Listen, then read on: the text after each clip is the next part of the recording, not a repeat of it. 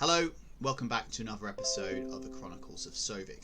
Okay, it's going to be a slightly different one in this recording, and in fact I think the last recording, which I finished a couple of minutes ago, so I've come back to Orgrimmar to have a look at professions, throw some bits and pieces on the auction house. So Got the best deals anywhere. this is what I've got in the bag. I've thrown a few more bits and pieces on, such as some stuff which we had kicking around in the bank, as well as the stuff which we picked up as well. With like the linen cloth, some of the leather, the manual we picked up with the alchemy. So that's all been thrown on. That's what I came here to do.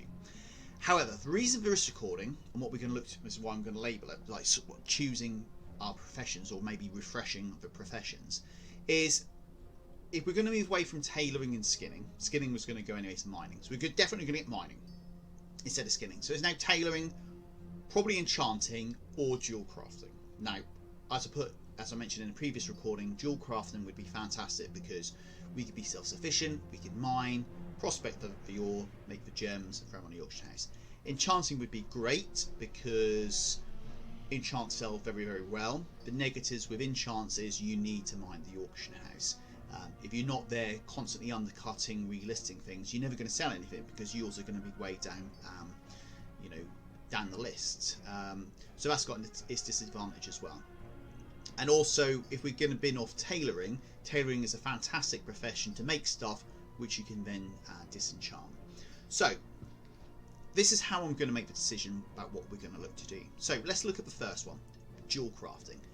Has this got any potential? So, if you're thinking of doing jewel crafting, what I would suggest is go to the auction house, go on to miscellaneous, and let's have a look at some of the things that the jewel crafters make, such as rings. So as you can see here, I've ordered this in terms of item level. So the braided copper ring, the woven copper ring, heavy copper ring, which are the lower level stuff. You know, we're looking at here at level 5s and 6s, and never top. We don't need any of these white items to be a perfect line, so let's bin them off as well. So anything green and above. So as a jewel crafter, these are the first things you're going to be making. Now, I can see that the braided copper ring has got, currently on the auction house, 3 auctions, and it starts at 20 gold, which is pretty good. You know, I dare say it's not going to cost 20 gold to make. Now, conscious of the fact it's very early in the morning US time, so it might not all the stock, people might not put them all on there, but there's 3 of them on there, 3 auctions. The woven copper ring has got 12 auctions on, but it's at 30 gold. Again, you can see by these rings, the sell rates of them, especially the woven copper ring, very good, 0.31. The heavy copper ring, again, very good sell rate, plus 2 stamina. That's on at 100 gold with 8 auctions. So there's a few on the auction house. It's not like there's none, but they're for reasonable prices. As we go on, like the simple pearl ring up here, for instance, which is plus 5 critical strike, a very good sell rate, 0.78. That's on 350 gold. This one here is at 1.26, and that's on 331 gold. So I'm looking at these prices and I'm thinking to myself, there is some money to be made here, and it's not like there's a great deal. We're talking here, that one's got 18 of them on. 13, 13, 2, 5, 3. So it doesn't look too bad. And as we move up, and we move into some of them, you know, the sort of more mid-level sort of rings. This is kind of where we are at the moment in terms of Sovik. So this one here would be a ring which we potentially could use. That's a drop. So we're looking for something that a jewel crafter can make. So this is a healing ring, one level above what we are. This is 46 gold. Now again, I can't see how much it's going to cost to make that, but they're not overly cheap. When we get up to this area, they drop down a little bit, but you're still talking 40, 50 gold mark at level sort of item level 27, and then it goes up again. So I think there's some gold to be made in there. So that's looking at the rings. Let's look at the necks, because again, jewel crafters can make necks. So straight up to the basic neck, which you're going to make at level 6, which is an agility neck, 0.3 sell rate. So again, we want things which are going to go quickly, which is where we might have an issue with tailoring. That's 12 gold, 15 gold. That one is not made by a jewel crafter. That one is made by a jewel crafter. That's up to 250 gold. So again, there's money to be made on this. And you think with Shadowlands, it's going to be new characters, and they're going to want rings, necklaces, bits and pieces. So I think that looks pretty promising. Now let's have a look at the gems. So let's look at the gems, and let's just have a look, see what we've got on here. So again, by item level. So some of these, let's do it by item level, not by price.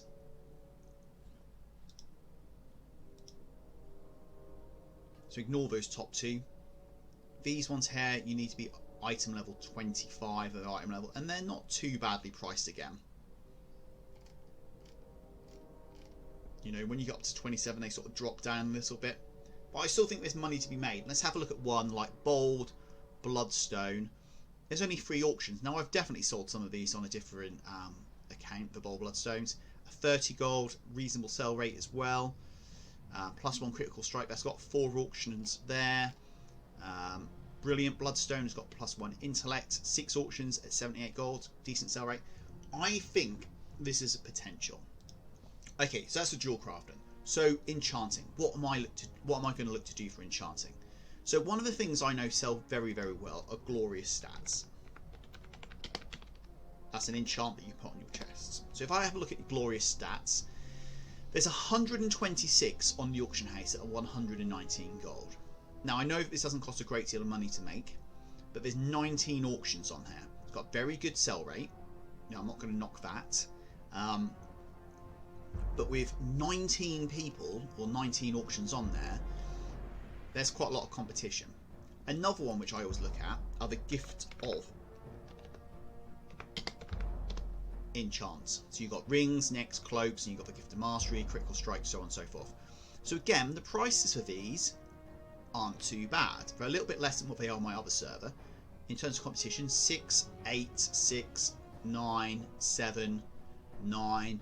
So you've got roughly somewhere in probably, you know, half a dozen to a dozen of these on there at any one stage. And they do sell particularly well.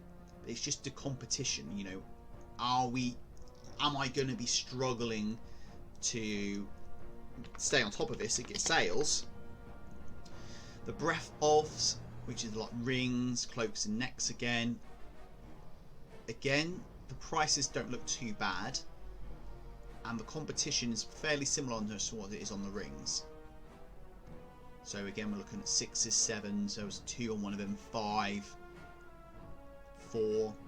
So that doesn't look too bad. So the enchants, the positive for the enchants is the sell rates. They always do sell. The negatives are that you need to stay on top of the market and you need to be there relisting bits and pieces all the time. So I'm not going to rule enchanting out yet. And then in terms of the tailoring, well, we've had a look at that already, and that didn't look particularly good. Pleasure doing business. When we had a look through some of these bits and pieces, can we have a look at some of the unlearned stuff? Let's get rid of Shadowlands because we're not there yet. So let's have a look at maybe some of the Pandaria bits and pieces if we're going to go up there. Not many people involved in some of these Pandaria things. 3 or 4 auctions on any one stage. What sells quite well at the moment. Let's have a look at some of the Zandalari stuff.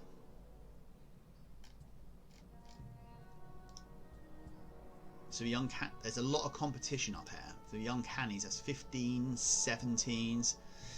Again, it's one of these things that you just need to stay on top of. That's actually more popular, tailoring is bizarrely, than what the enchants are.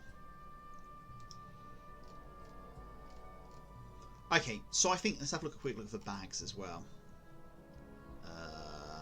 Do they have any bags in BFA? They have a deep sea bags, don't they? Where are they? There we go. So deep sea bag is 186 gold. There's 828 auctions on there. They sell very, very well. For 186, and I believe that you're probably looking 100 to 150 gold to make one of those. That's a lot of competition. That's a lot of competition for a bag as well. That's the bigger version. Okay. So, I think what I'm going to do, having a look at that, is I'm going to dip my toe to begin with. I'm not saying I'm going to stay in this, but I think I'm going to dip my toe to begin with into dual crafting. I like the idea of being able to be self-sufficient. I like the idea that some of these lower rings and bits and pieces are going to sell reasonably quickly. You know, they're not on the mega box. Hopefully we'll be able to shift the stock maybe a bit quicker than some of the tailor bits and pieces. And the advantage of that to the enchanting is hopefully the competition is not going to be too bad. So I think I'm going to give dual craft a bit of a run around. I'm going to probably change that between this recording and the next recording. So I'll probably get rid of skinning now, get mining on, maybe even use some of the gold we've got to start kickstarting the dual craft and get some of the basic rings thrown onto the auction house. I've still got a lot of the tailoring stuff on there as well, so I'm just going to chip away and just sell the rest of this stock. You can see these leggings, gloves. The bank is absolutely full of these bits and pieces as well. Let's see if we can find one. Like the heavy woolen gloves, I've still got 8 of those in the bank, 4 of those in the bank, 12 of those in the bank. So it's not like the stock is going to run out anytime soon. We'll keep chipping away and throwing these on the auction house, and we'll give dual crafting a bit of a spin. Maybe let's see, give it a week and see if we can sell some for rings. Hopefully we get better profits than what we're going to be getting on the tailoring at the moment, which is that coin purse up for you? Really poor. You know, if I sort this up by buyout price, you know, fighting over 5, 6, 10 gold for these items when they cost, you know, a fair chunk to make anyway with cloth prices.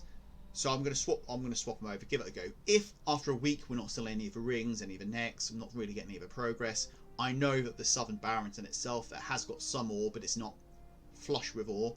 If I'm having problems getting the ore, we might just need to get past that, get up to level 30, which is where we get flying now. I think we're up to level 19, 18, nearly 19, and then maybe give it a go.